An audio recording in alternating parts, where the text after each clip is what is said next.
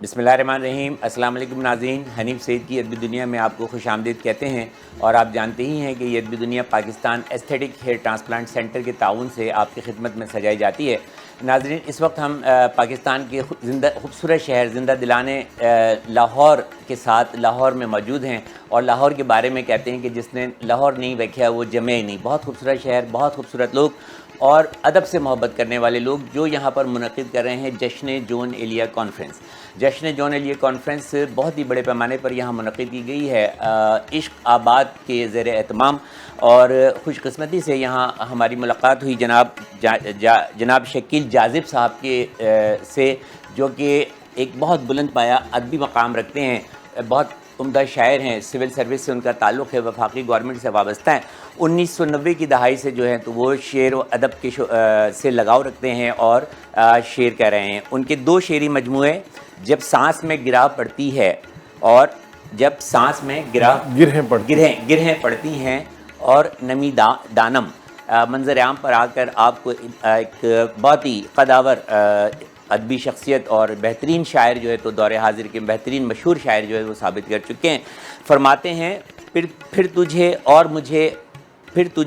مجھے اور کہیں جانا ہے، پھر تجھے اور مجھے اور کہیں جانا ہے، ہم سفر ساتھ تو چل جتنی سڑک باقی ہے۔ کیا خوبصورت فرماتے ہیں۔ ہمارے درمیان موجود ہیں جناب شکیل جاذب صاحب۔ بہت شکریہ جی سر، ادبی دنیا میں آپ کو خوش آمدید ہے۔ بہت شکریہ جیسا اس سے پہلے کہ میں آپ کی شخصیت اور آپ کی شاعری کی طرف آؤں، یہ جو ہم لوگ یہاں سب جمع ہوئے ہیں نہ صرف پاکستان سے بلکہ دنیا کے کونے کونے سے ادیب، شعراء، دانشور، نقاد، افسانہ نگار، ناول نگار آئے ہوئے ہیں، بڑے بڑے نامی گرامی لوگ، اور مقصد ہے جون ایلیا کانفرنس میں شرکت۔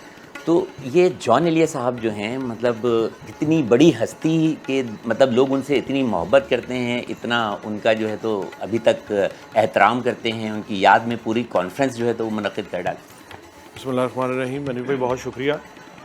دیکھیے، آج کے اگر ہم ادبی منظر نامے پر نگاہ ڈالتے ہیں تو پچھلی 2-3 دہائیوں میں جو نام بین الاقوامی سطح پر اردو ادب کے حوالے سے سامنے آئے ہیں 2-3 دہائیوں میں، جی دیکھیے، شاعر جو ہوتا ہے نا، اسے تھوڑا ٹائم لگتا ہے میں اسی اپنے طرف آ رہا تھا قارئین تک پہنچنے میں۔ ٹھیک ہے۔ وہ لوگ جو اچھی شاعری ہوتی ہے، جو بڑی شاعری ہوتی ہے، اسے معاشرے میں جس میں ہم کہتے ہیں نا سبمرج ہونے میں یا ایبزارب ہونے میں تھوڑا ٹائم لگتا ہے، یہ معاشرہ اس کو سمجھنے میں تھوڑا ٹائم لگتا ہے۔ تو وہ 1-2 دہائیاں تو ایک بڑے شاعر کو سمجھنے میں لگ جاتی ہیں، 2 دہائیاں اس کو سمجھنے میں لگ جاتی تو پھر اس کے بعد اس کا تعارف شروع ہوتا ہے، اور پھر اس کے بعد اس کی مقبولیت، بلکہ جوش صاحب تو کہتے تھے کہ شاعر جو ہے وہ مرنے کے بعد اپنی قبر سے طلوع ہوتا ہے۔ سبحان اللہ، اس کا جو آفتاب اقبال ہے، کیا کہنے، وہ مرنے کے بعد اس کی قبر سے طلوع ہوتا ہے۔ تو لیکن ابھی ہم نے دیکھا کہ حالیہ دنوں میں سوشل میڈیا کی وجہ سے اور دوسرے الیکٹرانک میڈیا کی وجہ سے کچھ لوگوں کو بہت جلد شہرت ملی، لیکن اس کا انجام بھی ہم نے دیکھ لیا کہ جسے جتنی جلد شہرت ملی وہ اتنی جلدی ہی واپس اس میں آ گیا، کیونکہ وہ اپنے آپ کو مینٹین نہیں رکھ سکے۔ زندہ شاعروں کا مسئلہ یہ ہوتا ہے کہ ایک زندہ شاعر کے ساتھ اس کی شخصیت بھی موجود ہوتی ہے، سبحان اللہ، اس کے تعلقات بھی موجود ہوتے ہیں، اس کی باقی سب چیزیں موجود ہوتی ہیں۔ تو اس کی زندگی میں اس کے ادبی مرتبے کا تعین اس طرح سے نہیں کیا جا سکتا جس طرح سے اس کے مرنے کے بعد ہوتا ہے، کیونکہ مرنے کے بعد پھر وہ شاعر خود موجود نہیں ہوتا، اس کی شاعری موجود ہوتی ہے، اور اس کا پھر جو ادبی قد کاٹ، نقاد جو کچھ بھی وہ دیکھتے ہیں، وہ پھر بغیر کسی اکراہ و جبر کہہ لیں یا بغیر کسی لالچ کے یا بغیر، وہ پھر ایک پیور میرٹ کے اوپر وہ شاعر جانچا جاتا ہے۔ تو جون ایلیا صاحب کا جو ہے، میں یہ سمجھتا ہوں کہ 80 کی دہائی سے اگر ہم جب سے ان کی کتاب چھپی، شاید منظر عام پر آئی، جو ان کے پہلا مجموعہ تھا، بلکہ وہ بنیادی طور پر ان کا انتخاب تھا۔ حالانکہ وہ شعر تو ایک زمانے سے، شعر تو وہ زمانے جی، وہ تو 50 سے شعر کہہ رہے ہیں جی، وہ تو پیدائشی شاعر تھے، ماشاءاللہ سے پورا، یعنی سادات امروہہ سے ان کا تعلق ہے۔ ان کے بڑے بھائی بہت مشہور رئیس امروہی صاحب، سید محمد تقی صاحب جو ہیں، وہ جنگ اور اس کو جو پورا میڈیا گروپ کے وہ بنانے والوں میں ان کا نام ہے، امیر خلیل الرحمان صاحب کے ساتھ۔ تو وہ ان کا پورا خانوادہ، گھران صادقین صاحب اور باقی لوگ، لیکن جون صاحب کا جو ادبی قدکاٹ ہے وہ اس میں کوئی شک نہیں ہے کہ وہ آہستہ آہستہ وہ طلوع ہوتا گیا، اور یعنی ہم یہ کہہ سکتے ہیں کہ ہر گزرتے دن، ہر گزرتے سال اور ہر گزرتی دہائی کے ساتھ سبحان اللہ، ان کی مقبولیت میں اضافہ ہوتا ہے۔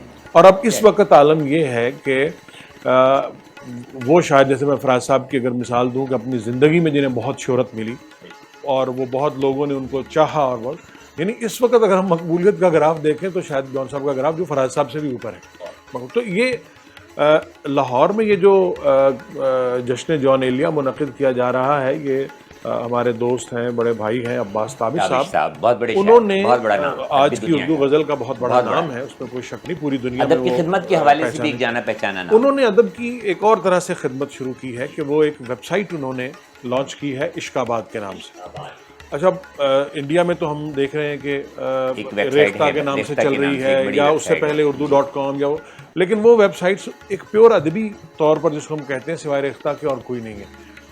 پاکستان میں اس سطح کا کام نہیں ہوا، تو یہ انہوں نے بیڑا یہ اٹھایا کہ ہم پاکستان میں پاکستان سے ایک ایسی ویب سائٹ لانچ ہونی چاہیے جس میں پاکستانی ادب تو سارے کا سارا، جو 1947 سے لے کے آج تک، اور جتنے رسائل چھپے ہیں، جتنے جو کتابیں چھپی ہیں، افسانے چھپے ہیں، مجموعے چھپے ہیں، ناول چھپے ہیں، مشاعرے جو بڑے بڑے جتنے مشہور مشاعرے ہوئے ہیں، شعراء کا کلام، شعراء کے حالات زندگی کے حوالے سے، پھر اس کے علاوہ دنیا میں کچھ اس ویب سائٹ پر اویلیبل ہوگا۔ دنیا میں جہاں جہاں اردو لکھی پڑھی جا رہی ہے، وہاں جو بڑے نام ہیں، جو بڑے لوگ ہیں، ہندوستان ہے، UAE ہے، امریکہ ہے، آسٹریلیا ہے، تو وہ سب لوگ وہ اس ویب سائٹ پر جو آپ جب سرچ کریں گے تو آپ اس کے حوالے سے ان کی کتابیں، ان کا کام، ان کی شخصیت، ان کے حالات زندگی، وہ چیزیں ساری آپ کو ایک جگہ پہ مل جائیں گی۔ تو کل اس کا باقاعدہ آفیشیل لانچ تھا، تو اس لانچ پر عباس تابش صاحب نے اس لانچ کا آغاز جو کیا وہ آج کے عہد کے جو بہت بڑے اور نامور شاعر جون ایلیا کی یاد کے ساتھ کیا کہ ہم یہ دو یا تین دن کی جو ادبی سرگرمیاں ہیں انہیں ہم منعقد کرتے ہیں جون ایلیا صاحب کی یاد کے ساتھ، ان کے نام کے ساتھ، اور اس کو جشن جون ایلیا کا نام دیا۔ میں کہتا ہوں کہ عباس تابش صاحب نے بیک وقت جو ہیں وہ دو بڑے کام کیے۔ ایک تو عشق آباد کے نام سے ایک اردو ادب کی بہت بڑی ویب سائٹ جو ہے وہ متعارف کرائی، اور اس کو متعارف کرانے کے لیے جو پہلی شخصیت ان کو نظر آئی کہ کون ہونا چاہیے نمبر 1 پر، تو وہ جون ایلیا صاحب ہیں، اور وہ اسی کے حوالے سے انہوں نے جو ہے تو وہ اس کا ابتدا کیا، اور ان کو جو ہے جشن جون ایلیا کانفرنس جو ہے تو وہ منعقد کرنے کا اعزاز بھی حاصل ہوا۔ اچھا، آپ جون ایلیا کے بارے میں کافی آپ نے جو ہے تو وہ فرمایا، ان کے ادب کے حوالے سے فرمایا۔ آپ بھی ایک بہت اچھے شاعر ہیں، ٹھیک ہے، بہت اچھا کہتے ہیں، بہت ہی مطلب تعلیم یافتہ ہیں، اور ایک تعلیم یافتہ اور ادبی گھرانے سے تعلق بھی رکھتے ہیں۔ یہ اور 1990 سے جو ہے تو وہ شاعری کر رہے ہیں، تو کو یہ بنتے ہیں 33 سال، اور 33 سال میں اور اتنا اچھا بولتے ہیں، اتنا سارا، تو صرف دو شعری مجموعے جب سانس میں گرہ پڑتی ہیں اور نمی دانم، تو یہاں تو ہم دیکھتے ہیں کہ 2-3-4 سال میں ہی لوگوں کے 8-8 10 شعری مجموعے جو ہے تو وہ منظر عام پر آ جاتے ہیں۔ دیکھیے، بات یہ ہے کہ دو باتیں ہوتی ہیں، ایک تو انسان کی اپنی طبیعت، یہ آپ کے چینل والوں کے ساتھ آپ ذاتی تو نہیں کر رہے، یہ میرے سوال کا مقصد یہ ہے۔ نہیں، اپنی ایک طبیعت ہے، ایک میں جو کہ شعر میں کچھ لوگوں کا مزاج یہ ہوتا ہے کہ وہ مشق کے طور پر شعر کہتے رہتے ہیں، مشق کے طور پر ہر شاعر شعر کہتا ہے، لیکن یہ ضروری نہیں ہوتی کہ جو آپ مشق کریں وہ ساری کی ساری آپ چھپوا دیں۔ اوکے، تو بہت سلیکٹڈ کلام، دیکھیے، آپ جو کلام چھاپتے ہیں اسی کلام سے آپ کے بعد آپ کی شناخت یا آپ کے پیچھے وہی چیز وہی رہ جاتی ہے۔ دوسری طبیعت بھی ہوتی ہے، کچھ شعراء زودگو ہوتے ہیں، وہ بہت زیادہ لکھتے ہیں، کچھ شعراء بہت زودگو نہیں ہوتے۔ میرا معاملہ یہ ہے کہ میں شعر اس وقت تک نہیں کہتا جب تک شعر اپنے آپ کو خود کہلوا نہیں لیتا۔ سبحان اللہ، کیا کہہ رہے ہیں، کیا یعنی شعر جب ناگزیر ہو جاتا ہے کہنا، تو پھر شعر کہنا پڑتا ہے، شعر کہنا پڑ جاتا ہے، اور کوشش یہ ہوتی ہے کہ اس میں جو انسان کی جو اپنی ایک کیفیت ہے وہ اس کا بھی احاطہ ایک عکس ہو اس میں، کیونکہ کیفیت کے بغیر شعر نہیں ہے. اگر میں نے صرف خالی جس کو ہم ورسیفیکیشن کہتے ہیں، حالات حاضرہ کے اوپر لوگ شاعری کر رہے ہیں اور بے شمار چیزوں پہ لوگ شاعری کر رہے ہیں، تو وہ ایسے ہی ہے کہ نثر کے جملوں کو آپ شعر کے یا بحر میں وزن میں آپ لکھتے تو آپ دن میں 10 غزلیں بھی لکھ سکتے ہیں، اس میں کوئی بالکل مذائقہ نہیں ہے. بالکل. لیکن وہ شعر جس کو پڑھنے کے بعد قاری کے اوپر ایک تاثر قائم ہو، قاری تک اس شعر کی تاثیر پہنچے، وہ اس طرح کی غزلوں میں یا شاعروں میں کوئی سینکڑوں غزلوں کے بعد کوئی ایک دو شعر ہوتے ہیں کہ جو قاری کو واقعی پکڑتے ہیں، یہ سننے والے کو واقعی پکڑتے ہیں اور سننے والا اس کی ٹرانس میں رہتا ہے. میں یہ نہیں کہتا کہ میرے سارے شعر ایسے ہوں گے، لیکن میں وہی والی بات کہ جب مطمئن ہوتا ہوں ایک شعر سے تو پھر اس کے بعد وہ شعر. اچھا، اس میں وہ آمد اور آورد والا سلسلہ، ہاں یہ اگلا میرا سوال یہی تھا کہ یہ آمد کا کیا سلسلہ ہوتا ہے جو اکثر لوگ کہتے ہیں. اصل میں شاعری میں دیکھیے، شاعری میں دونوں چیزیں ہیں. جو اچھا شعر ہے، جو بڑا شعر ہے نا، اس میں 70 سے 80% جو کار فرمائی ہے وہ آمد کی ہے. اچھا. لیکن آمد جو ہے وہ آپ کو مصرع دے دیتی ہے، ایک مفہوم بھی، ایک دھندلا سا جو ایک مضمون جو ہے وہ بھی لے آتی ہے. بالکل. لیکن اس کے بعد وہ جانور جیسے بچہ جننے کے بعد اس کو وہ کہتے ہیں نا، وہ چاٹ کے اس کو نکھارتا ہے، نکھارنا، سنوارنا، تراشنا. وہ چیز ایسی ہے کہ اس کا تعلق فن کے ساتھ، وہ فنکاری اور قلم کاری. ٹھیک. 80% شاعر جو ہے وہ بائی برتھ ہوتا ہے، وہ اس کے اندر موضوع تباہ ہونا جس کو ہم کہتے ہیں، وہ شعریت اس کے اندر ہوتی ہے، وہ شعر اس کی طبیعت شاعرانہ ہوتی ہے، وہ شعر کہہ لیتا ہے. لیکن اس کے بعد اگر اس نے کچھ سیکھا ہے شعر سے، اگر اس نے روایت کو پڑھا ہے، اگر اس نے شعر کے فن کو سیکھا ہے، تو پھر وہ جو تھوڑا بہت اس کی جو 20-25% اس کے اوپر جو کام اسے کرنا پڑتا ہے. اس میں شبلی صاحب کا جملہ تھا اور بھی کچھ شعراء نے کہا کہ بلکہ حالی کا تو شعر ہے، خشک سیروں تن شاعر میں لہو ہوتا ہے، خشک سیروں تن شاعر میں لہو ہوتا ہے، تب نظر آتی ہے ایک مصرع تر کی صورت. اور شبلی صاحب کہتے تھے کہ شعراء وہ کہتے تھے کہ وہ جس مصرے کو سیدھا کرنے میں شعراء کی کئی راتیں صرف ہوئی ہوتی ہیں، جب وہ مصرع محفل میں سنایا جاتا ہے تو لوگ کہتے ہیں واہ کیا آمد کا مصرع ہے.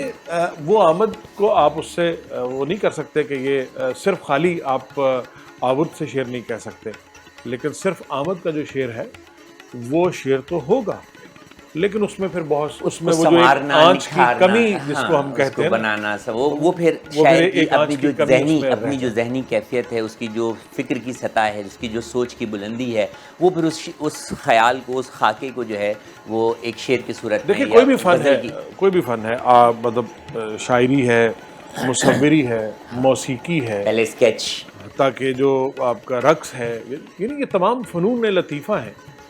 اور کوئی بھی فن ایسا نہیں ہے جس کے باقاعدہ قواعد و ضوابط نہ ہو اور جسے بغیر سیکھے. اب آج میں کہوں میں بغیر سیکھے ہارمونیم بجا لوں گا یا میں بغیر سیکھے سارنگی بجا لوں گا تو میں نہیں بجا سکتا. ممکن نہیں.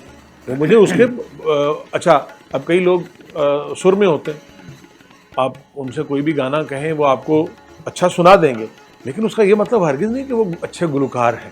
وہ طرز بنا سکتے ہیں، انہیں یہ پتہ ہے کہ کس مقام پر کیسے، کس لفظ کی ادائیگی کیسے ہے، کون سا سر کہاں سے اٹھانا ہے، کہاں سے اسے کھرج میں ہے، کہاں سے وہ تیور میں ہے. یہ چیزیں کیا الفاظ، یہ چیزیں جو ہیں یہ آپ کو اس سے آتی ہیں، سیکھنے سے آتی ہیں. میں آپ کی بات کو تھوڑا سا کاٹوں کہ ایک طرف تو آپ اپنی پیشہ ورانہ خدمات انجام دے رہے ہیں فیڈرل گورنمنٹ کے ساتھ، یقیناً بہت زیادہ مصروفیات ہوتی ہوں گی، اور آج ہم جس وقت کے جس دوراہے سے ہمارا ملک گزر رہا ہے اس میں تو بہت ہی زیادہ جو ہے تو وہ مصروفیات ہوں گی آپ کی یقیناً. دوسری طرف آپ پنجاب کے صوبے سے جو ہے تو وہ مطلب بلانگ کرتے ہیں. لاہور میں میں لاہور میں رہا ہوں بڑا عرصہ، 10-12 سال رہا ہوں. ٹھیک ہے، اور بنیادی تعلق میرا چنیوٹ سے ہے. ٹھیک ہے، لیکن یہ جو آپ کا لب و لہجہ اتنا خوبصورت، شائستہ، دھیما، میٹھا اور اتنی پیاری اردو، تو یہ کیا یہ لگاؤ، جبکہ وہاں پہ انگلش بولنا پڑتی ہے، لکھنی پڑتی ہے اپنے کام کے حوالے سے مکمل طور پہ. تو میرا خیال ہے آپ سوال میرا سمجھ گئے، اس کی ذرا وضاحت کیجیے. میں پنجابی بھی اسی طرح بول لیتا ہوں، اور اردو میں یہ ہے کہ چونکہ لاہور میں بہت عرصہ رہا، پھر کچھ عرصہ کراچی میں بھی رہا، پھر دوست بہت سارے جو شعراء کے ساتھ جب آپ بیٹھتے ہیں تو جو شاعر کے لیے جو سب سے پہلی چیز جس کا آج کل میں بہت فقدان دیکھتا ہوں اور یا بہت کمی اس کی نظر آتی ہے، سب سے پہلی چیز شاعر کے لیے جو چیز سیکھنی ضروری ہے وہ تلفظ ہے۔ تلفظ، دیکھیے ہم آج بھی کسی لفظ کا اگر صحیح تلفظ دیکھنا ہو تو ہم اسے شعر میں دیکھتے ہیں کہ وہ کہ شعر میں وہ لفظ کس وزن میں استعمال وزن میں استعمال ہو رہا ہے، کس تلفظ میں استعمال، کس بیک گراؤنڈ میں استعمال ہو رہا ہے۔ یعنی شعر جو ہے وہ پیمانہ ہے لفظ کے صحیح استعمال، اس کے صحیح وزن اور اس کے صحیح تلفظ کا۔ کیا بات!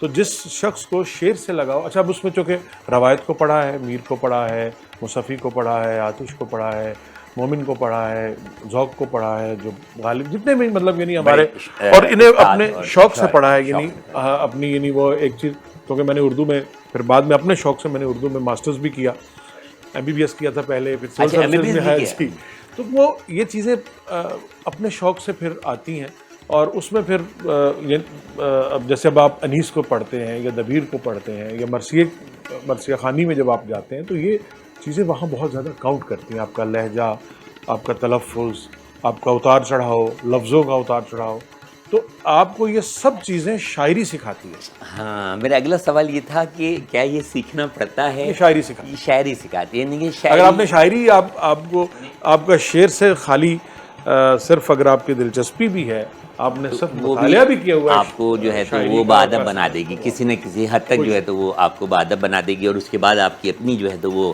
اس کے اندر دلچسپی اور اپنا جو فن جو بھی اس میں آپ شامل کریں گے تو وہ ساری چیزیں تو زیادہ تر جو آپ کی شاعری ہے یہ غزلیہ شاعری ہے، تو اس کی کوئی خاص وجہ؟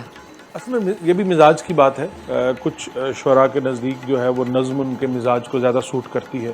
اچھا، نظم کا ایک الگ مزاج ہے، کیونکہ نظم جو ہے وہ میں سمجھتا ہوں وہ افسانے سے زیادہ قریب ہے، نظم افسانے سے زیادہ، کیونکہ اس میں آپ کو پورا ایک تھاٹ کو ڈیولپ کرنا پڑتا ہے اور اسے پھر ایک آپ پیک پہ لا کے اور ایک پنچ لائن آپ دیتے ہیں۔ اور اچھا، غزل کا مختلف ہے معاملہ، غزل جو ہے وہ اس میں ہر شعر کا ایک الگ موضوع ہے، ایک الگ مضمون ہے، اور ہر شعر اپنی ذات میں آپ یہ سمجھ لیں کہ ہر شعر ایک نظم ہے، ہاں، ہر شعر ایک نظم ہے، دو مصروں کی نظم ہے۔ پہلے تو کہتے بھی دو بیتی تھی اس کو، اچھا، کہ دو بیت والی جو، اچھا اب اس میں کیا ہے کہ آپ کے پاس بڑی سپیس محدود ہے، آپ کے پاس گنے چنے لفظ ہیں اور پھر اس پہ قافیہ اور ردیف کی پابندی بھی ہے، وہ بھی آپ نے رکھنی ہے، تو آپ کے پاس پریکٹیکلی مارجن بات کہنے کا وہ بہت کم رہ جاتا ہے۔ غالب نے اسی لیے کہا تھا کہ بقدر ظرف نہیں موج تنگ نائے غزل، کچھ اور چاہیے وسعت میرے بیاں کے لیے۔ تو اب لیکن اگر آپ کی طبیعت اس میں آ جاتی، کیونکہ غزل میں جو ایمائیت ہے یا جو ایک رمزیت ہے اس کا استعمال زیادہ ہے، آپ تلمیحات سے کام لیتے ہیں، آپ استعاروں سے کام لیتے ہیں۔ میں یہ نہیں کہتا کہ نظم میں نہیں ہے، نظم میں بھی استعارے آتے ہیں، نظم میں بھی تلمیحات آتی ہیں، آپ میرا جی کو اٹھا کر دیکھ لیں، آپ فیض صاحب کی نظمیں اٹھا کر دیکھ لیں، آپ اختر حسین جعفری کی نظمیں اٹھا کر دیکھ لیں، اور جو بڑے نظم کے بڑے نام ہیں، ایسے ایسے استعارے، ایسی تلمیحات ایسے اس میں وہ کہ انسان کی عقل دنگ رہ جاتی ہے۔ لیکن غزل میں تو آپ کا سارا، آپ کا جو پورا نظام ہے وہ کھڑا ہی اس پہ ہے، تو یہ بھی ایک طبیعت کی بات ہے۔ میں نے کوشش کی نظم کہنے کی، یعنی تو نہیں کی، لیکن وہ میں شاید ہاں اس طرح سے میں سمجھتا ہوں کہ میں وہ کہہ نہیں پایا۔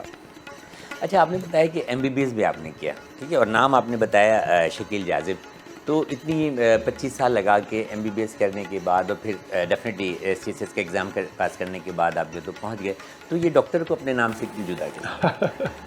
جب وہ اب پروفیشن رہا نہیں تو اب اس نام کو کیا رکھنا ساتھ، لیکن ڈاکٹر تو ویسے ہی مسیحا ہوتا ہے، اگر وہ تو مسیحا، یہاں تو جو لوگ ڈاکٹر نہیں ہوتے ہیں وہ اپنے نام کے ساتھ جو ہے تو وہ ڈاکٹر لگاتے ہیں۔ مسیحا وہ ہے جو کار مسیحائی کرے۔ نہیں، دیکھیں، مسیحائی دوا دینا یا انجیکشن لگانا ہی نہیں ہے، مطلب جو کچھ آپ اپنا کام کر رہے ہوں گے یہ بھی مسیحائی ہے، آپ اپنے مطلب شعر و ادب کے حوالے سے جو پیاسے ہیں ان کی پیاس بجھا رہے ہوں گے، ان کے جب پروفیشن بدل لیا لگ رہے ہوں گے، تو اب میں میڈیکل سے آ گیا اکاؤنٹنسی میں، اکاؤنٹنگ میں، گورنمنٹ آڈیٹنگ میں. ڈاکٹر شکیل نہیں کہیں گے، ڈاکٹر شکیل جاذب ہی کے نام سے جو ہے تو یعنی کہ آپ کو آئندہ جو ہے آپ نے اعلان کر دیا ہوگا کہ مجھ کو جو ہے میں نے کبھی لکھا ہی شکیل جاذب. اچھا کبھی لکھا ہی. میں کہتا ہوں یہاں تو لوگوں کی حالت یہ ہے کہ وہ ڈاکٹر نہیں بھی ہوتے تو اپنے نام. ہمارے دوست تھے جو MBBS فرسٹ ایئر سے جنہوں نے اپنے نام کے ساتھ ڈاکٹر لکھنا شروع کر دیا. ڈاکٹر لکھنا شروع کر دیا تھا. بہرحال یہ بہت خوبصورت بات ہے. اچھا آپ نے اب غزل کا اور اپنی شاعری کا ذکر کیا، پھر اس کے بعد جو ہے تو جان ایلیا سے جو ہے تو اس کا اتنا زیادہ مشاہدہ ان کا، ان کی شخصیت کا، ان کے فن کا، تو کہیں کہیں آپ متاثر نظر آتے ہیں. جان صاحب نے ایک عہد کو متاثر کیا ہے، اور جان صاحب کا جو مزاج ہے یا ان کا جو شعری مزاج اگر کہا جائے وہ سہل ممتنع اس کو ہم کہتے ہیں کہ آسان لفظوں میں تہدار بات کہنا، یعنی وہ بات جس کو اگر آپ نثر میں بھی بیان کرنا چاہیں تو آپ کو اس کے لیے مشکل الفاظ استعمال کرنے پڑیں یا اس کے لیے کوئی 2-4 صفحے لکھنے پڑیں.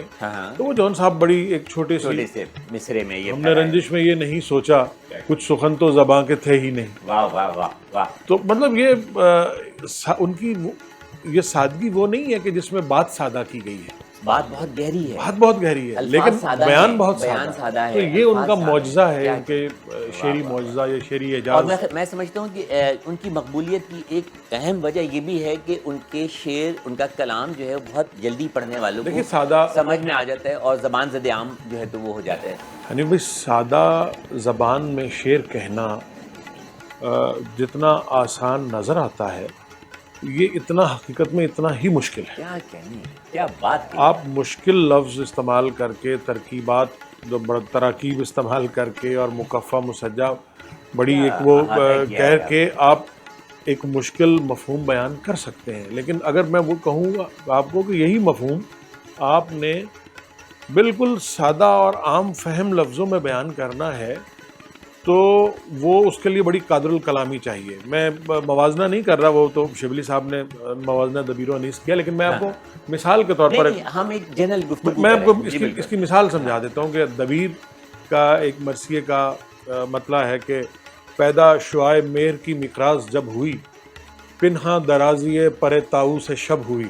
یہ تو ہمارا نوجوان یہ پڑھ کے جو تو وہ بھاگ جائے گا. اچھا اب انیس کیسے کہتا ہے کہ جشن جون ایلیا کانفرنس کے جاری ہے لاہور کی، پنجاب کے خوبصورت شہر بلکہ وطن عزیز کے جو ہے خوبصورت شہر لاہور میں جشن جون ایلیا کانفرنس جاری ہے، جس کا اہتمام عشق آباد نے کیا ہے. اور عباس تابش صاحب جو ہیں ان کا یہ بڑا کارنامہ ہے کہ انہوں نے یہ ویب سائٹ لانچ کی ہے اور جشن جون ایلیا کانفرنس کا انعقاد کیا ہے، جہاں پر دنیا کے 50 سے زائد ممالک سے ادیب، شعراء، دانشور، نقاد تشریف لائے ہیں. اور ہم بھی اپنی پوری ٹیم کے ساتھ اس کانفرنس کو کور کرنے کے لیے، اور خصوصاً یہاں جو بڑے شاعر اور ادیب اور فنون لطیفہ سے تعلق رکھنے والے لوگ موجود ہیں، ان کے خصوصی پروگرام جو ہیں وہ ریکارڈ کرنے کے لیے میٹرو ون کی پوری ٹیم جو ہے وہ اس وقت لاہور میں موجود ہے. اور شریک گفتگو ہیں ہمارے ساتھ جناب شکیل جاذب صاحب، جو کہ ایک بلند پایہ شاعر ہیں اور بڑے ادبی حلقوں میں اپنا ایک بہت بلند مقام رکھتے ہیں، ادب کی بہت خدمت کرتے ہیں،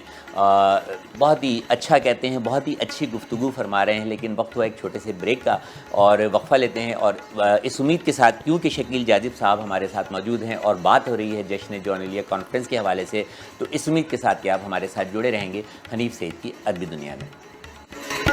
حنیف سعید کی ادبی دنیا میں ایک مرتبہ آپ کو پھر خوش آمدید کہتے ہیں. اور آپ جانتے ہی ہیں کہ یہ ادبی دنیا Pakistan aesthetic hair transplant centre کی جانب سے آپ کی خدمت میں سجائی جاتی ہے.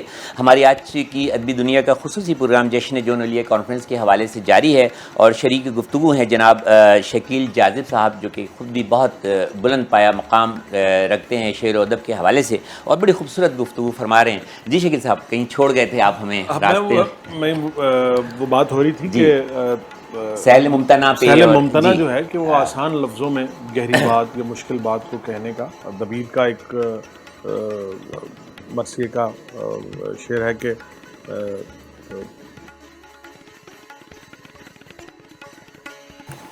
پنہاں وہ پیدا شعاع مہر کی مقراض جب ہوئی، پنہاں درازی پر تاہو سے شب ہوئی. تو اب انیس یعنی مقصد کیا ہے کہ سورج نکل رہا ہے، سورج طلوع ہوا ہے. تو انیس اسی منظر کو کہتا ہے کہ جب قطع کی مسافت شب آفتاب نے، جب قطع کی مسافت شب آفتاب نے، تو اب وہ بات وہی آ گئی سورج نکل لیکن آیا۔ وہ اس میں نکلا۔ اچھا ان کے ہاں بھی جب ہم دیکھتے ہیں جون صاحب کے ہاں ایسے ایسے مشکل مضامین اتنی سہولت سے اور اتنی آسانی سے انہوں نے بیان کیے ہیں کہ انسان حیران رہ جاتا ہے کہ اچھا یہ اتنا مشکل، جیسے اب مجھے ٹوکتا نہیں کوئی، یہی ہوتا ہے خاندان میں کیا۔ اب آپ دیکھیے کہ اس کے پیچھے کیا کیفیت آ رہی ہے اور اس کے پیچھے کیا مضمون آ رہا ہے، بہت گہرائی ہے، بہت گہرائی ہے، اور کتنے آسان الفاظوں یہ میں مجھے چین کیوں نہیں پڑتا ایک ہی شخص تھا جہان میں کیا۔ کیا کہنے ہیں۔ یہ آہستہ آہستہ ابھی، لیکن اس میں ایک اور بات کا کہتا چلوں جو مجھے کہنی چاہیے کہ غالب یا جتنے بھی ہمارے بڑے شعراء ہیں، ان بڑے شعراء کا نام اس وقت بنا جب انہیں کوئی ایک بڑا ناقد ملا۔ اچھا، تنقید کرنے والا۔ جی ہاں، اس ناقد نے یا اس تنقید کرنے والے نے ان کو پرکھا اور ان کی شعری تفہیم کی۔ جیسے غالب شاید آج ہم تک نہ پہنچتا اگر حالی غالب کی حوالے سے وہ یادگار غالب نہ لکھتے۔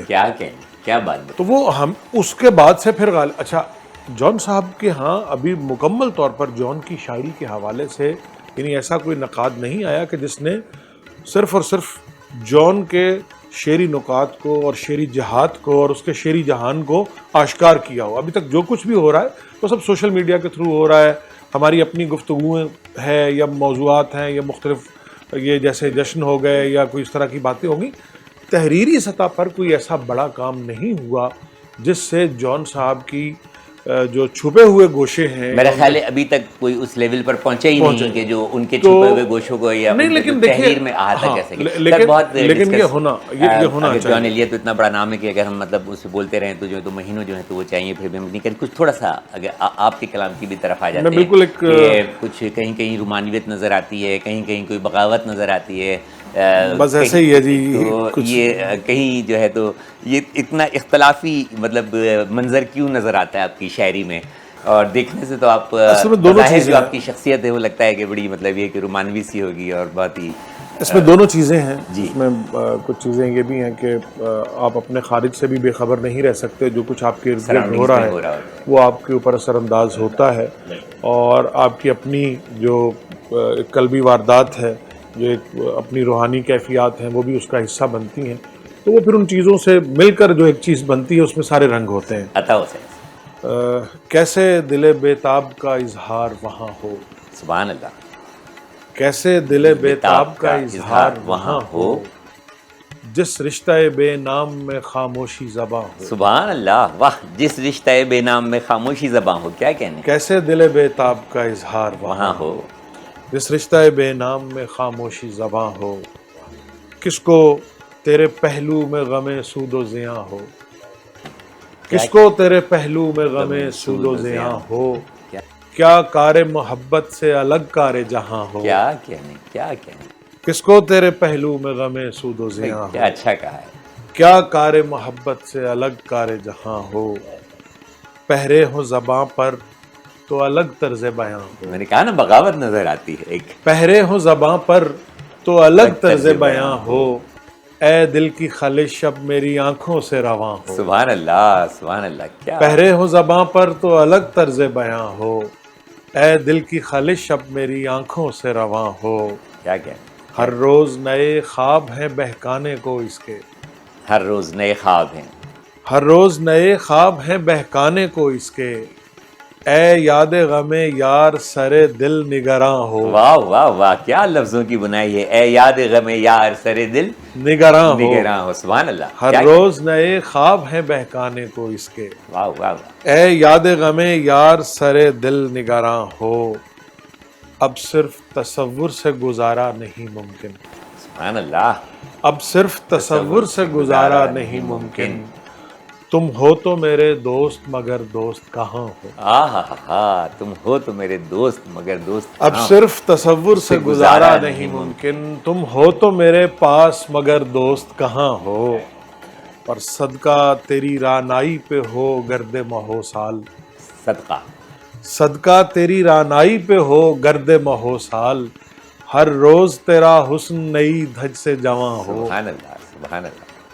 صدقہ تیری رعنائی پہ ہو گرد ماہو سال، ہر روز تیرا حسن نئی دھج سے جواں ہو، دستار سے ملتی نہیں جاذب یہ فضیلت، دستار سے ملتی. دستار سے ملتی نہیں جاذب یہ فضیلت، سردار ہے وہ سر جو سرے نو کے سنا ہو، کیا کہنے، سردار ہے وہ سر جو سرے نو کے کنا ہو. سبحان دستار اللہ. سے ملتی نہیں جاذب یہ فضیلت، سردار ہے وہ سر جو سرے نو کے سنا. اب دیکھیں نا کتنی خوبصورت اور سہل ممتنع میں ہی میں اس کو کہوں گا شاعری، لیکن اس کی گہرائی، اور آپ نے اسی غزل میں جو ہے مجھ کو اڑا کر رکھ دیا، کلین بورڈ کر دیا میرے سوال کو، جو میں نے آپ کے حوالے سے کہا تھا کہ ایک طرف جو ہے تو بہت رومانویت بھی نظر آتی ہے، کہیں جو ہے تو وہ بغاوت نظر آتی ہے، اور کہیں جو ہے تو وہ آپ بہت بولڈ جو ہے تو وہ نظر آتے ہیں، اور جب اپنے جذبات اور اظہار کا خیال نہیں کر پاتے ہیں تو پھر وہ مطلب یہ کہ رونا آتا ہے، کھل کے اگر اظہار نہ کر سکیں تو.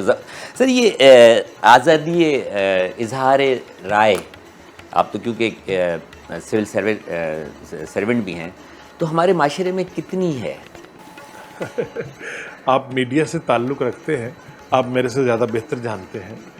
نہیں تو آپ کے پاس شاعری دیکھیں، شاعر پہ کوئی قدغن نہیں ہے. شاعر تو میں اسی حوالے سے بات کر رہا ہوں، میں اسی حوالے سے جو دل میں وہ، اور شاعر نے ہر زمانے میں کہا ہے، چاہے وہ مارشاء اللہ کا دور ہو، چاہے وہ جمہوریت ہو، جہاں اختلاف ہوا، چاہے وہ بادشاہت ہو، جہاں جس چیز سے اختلاف ہوا، شاعروں کی تو مثالیں موجود رہی ہیں. فروخ سیر سے لے کے اور حبیب جالب تک آپ کو بے شمار مثالیں ایسی ملیں گی کہ شہنشاہ کے خلاف بھی انہوں نے ہجو لکھی، اور آمریت کے خلاف بھی انہوں نے آوازیں بلند کی، اور قید و بند شعراء کو جو ہے تو وہ پابند سلاسل بھی جو ہے جی بالکل وہ رہے ہیں. وہ اس کی وجہ یہ ہے کہ شاعری اپنے آپ کو کہلوا لیتے ہیں. فیض احمد فیض صاحب، شاعری اپنے آپ کو، آپ دیکھیے، آپ نے کاغذ پر لکھنا ہے، حتیٰ کہ اگر کاغذ قلم نہیں بھی تو فیض صاحب تو ان کے جیل میں سنا ہے کہ وہ کوئلے سے اس پہ وہ لکھتے تھے، جیل کی دیواروں پر لکھتے تھے. تو اس لیے وہ، ہاں، اس شعر کہہ دیا. اب وہ شعر پہنچتا ہے نہیں پہنچتا، کب پہنچتا ہے، یہ اب آپ کے ذرائع ابلاغ پر منحصر ہے، کیونکہ آپ جو قابو کرنے والے ہیں نا، وہ شاعر کی زبان قابو نہیں کرتے،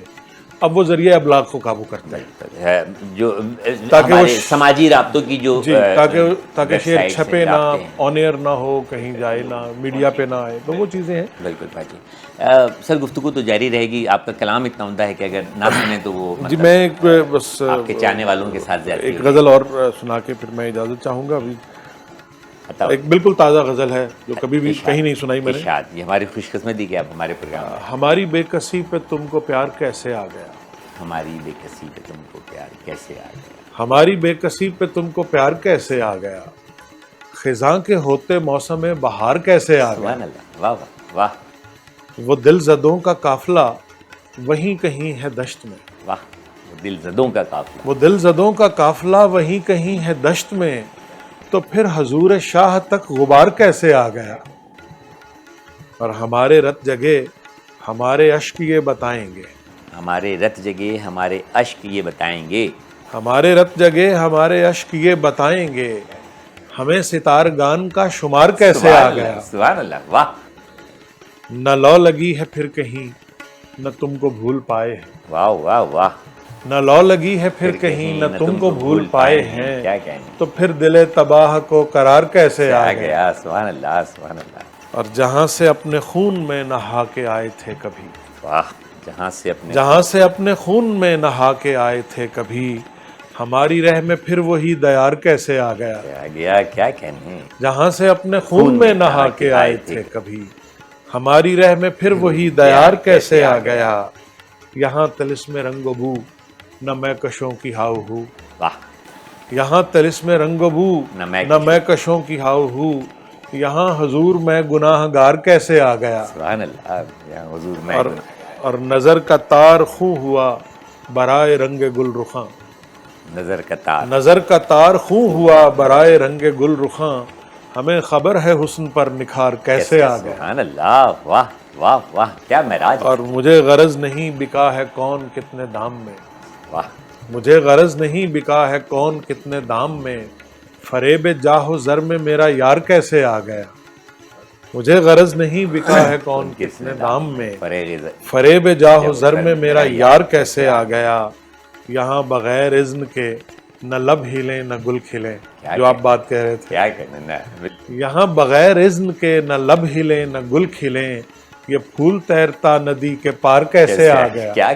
کیا کہنے. اور ضرور کوئی شے ملی ہے ورنہ زور والوں کے، ضرور کوئی شے ملی ہے ورنہ زور والوں کے، مقابلے پہ جاذب نظار کیسے آ گیا. کیا کہنے سر، بہت خوبصورت شاعری اور بہت ہی خوبصورت پروگرام.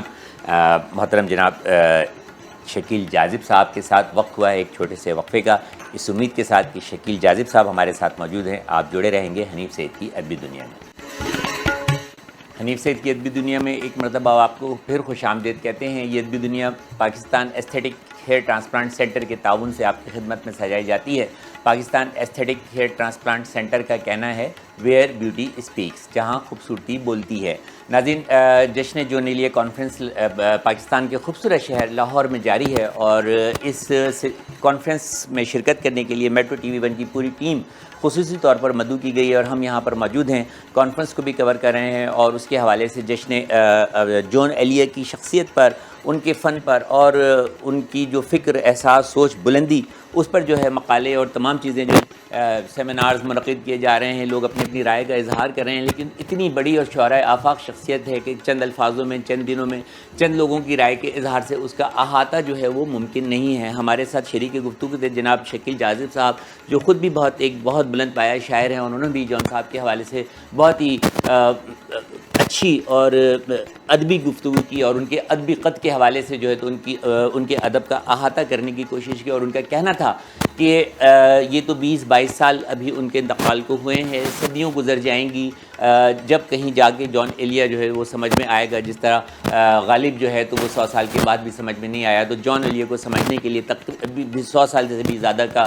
عرصہ جو ہے تو وہ درکار ہوگا. ایک ہمارے ادب کا گراں قدر سرمایہ، جس کی قدر ہم نے ان کی زندگی میں تو کی ہی، بے شک کی، بہت ہوئی، بہت پذیرائی ملی، لیکن ان کے جانے کے بعد، دنیا سے پردہ فرمانے کے بعد، ان کی جب ان کے فن کو سمجھا گیا، ان کے شعر و ادب کو سمجھا گیا، اس کو سراہا گیا، اس پہ وہ ابھی تک تو ان پہ لوگ جو ہیں وہ لکھ رہے ہیں، مقالے لکھ رہے ہیں، پی ایچ ڈی کر رہے ہیں، لیکن ان کے فن کا احاطہ، ان کا فن اتنا بلند ہے کہ ان کے فن کا احاطہ جو ہے وہ کرنا تقریباً جو ہے تو میں سمجھتا ہوں کہ ناممکن ہے. وہ جو کچھ کر گئے ہیں، جو کچھ کہہ گئے ہیں، وہ تا ابد، تا قیامت جو ہے وہ لوگوں کے سینوں میں، دلوں میں جو ہے وہ زندہ رہے گا. کچھ اشعار مجھے بھی ان کے پسند ہیں، اور موقع کا فائدہ اٹھاتے ہوئے میں اپنی کم علمی کی معذرت کے ساتھ جو ہے تو وہ کچھ اشعار ان کے آپ لوگوں کے ساتھ شیئر کرنا چاہوں گا.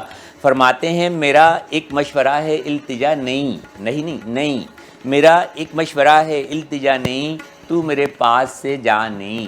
جون ایلیہ صاحب اتنے اچھے سادے الفاظوں میں اتنی بڑی بات کہہ دیتے ہیں. ایک جگہ فرماتے ہیں میں بھی بہت عجیب ہوں، اتنا عجیب ہوں کہ بس، میں بھی بہت عجیب ہوں، اتنا عجیب ہوں کہ بس، خود کو تباہ کر لیا اور ملال بھی نہیں. پہلے ہمارے ذہن میں حسن کی ایک مثال تھی، اب تو ہمارے ذہن میں کوئی مثال بھی نہیں. ایک اور جگہ فرماتے ہیں مجھے اپنے مرنے کا غم نہیں، لیکن واہ کتنے سہل ممتنع میں کتنے خوبصورت اشعار فرما گئے ہیں، جنہوں نے نہ صرف یہ ہے کہ فن کی بلندیوں سے تعلق رکھنے والے، ادب کی بلندیوں سے تعلق رکھنے والے لوگوں کو اپنی طرف مائل کیا ہے، بلکہ نوجوان نسل کو بھی جو ہے وہ اپنی طرف جو ہے تو اپنا گرویدہ بنا کے رکھا ہوا ہے. فرماتے ہیں مجھے اپنے مرنے کا غم نہیں، ہائے میں تجھ سے بچھڑ جاؤں گا. سبحان اللہ، کیا کہنے کیا. اور ایک جگہ اور فرماتے ہیں یوں جو تکتا ہے آسمان کو تو، یوں جو تکتا ہے آسمان کو تو، کوئی رہتا ہے آسمان میں کیا، یوں جو تکتا ہے آسمان کو تو، کوئی رہتا ہے آسمان میں کیا. اور جاتے جاتے اس شعر کے ساتھ جو ہے تو آپ سے اجازت چاہوں گا.